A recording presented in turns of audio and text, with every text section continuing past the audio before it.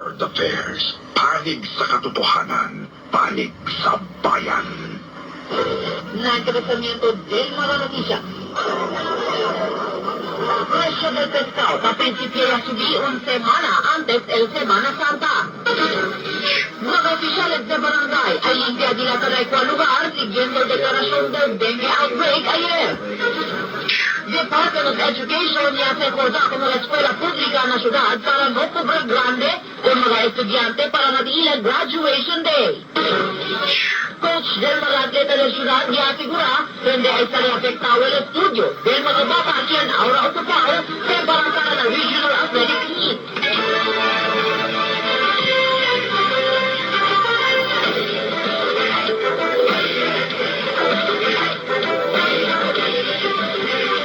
Live desde el ABS-CBN Zamboanga, el TV Patrol Chabacano.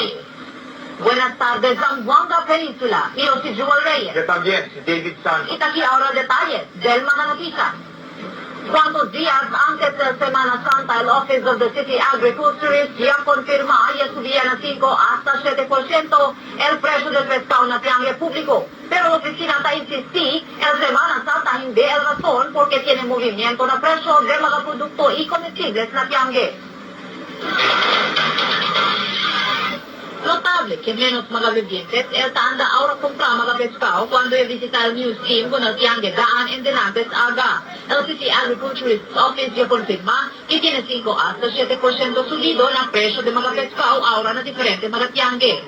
Luna de aton, 5 days before and 5 days after full moon, abundansya rin sa pescado de aton, regardless of lean season or spawning time. Ya así también un vendedor de pescado que tan difícil también sila encontrar ganancia, cada vez menos el venta de mga pescado. Si Aling Muhammad cerca un dekada ya no su negosyo, y este mga tiempo que escaso mga galunggong itamban, tulingan el kung sumamente abundansya. Depende na na season ba, na season si Neves, si Caro Luna, Caro pescado. Pero el akbayan na syudad na tiene siempre mga negosyante el tumaventaha por el razón de supply and demand.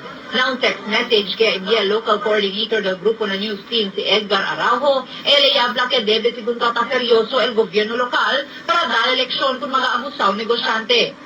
Pero el City Administrator Elias Enriquez ya admití, tama na siya entender si porque necesita que subir el precio de mga comestibles mga ventero.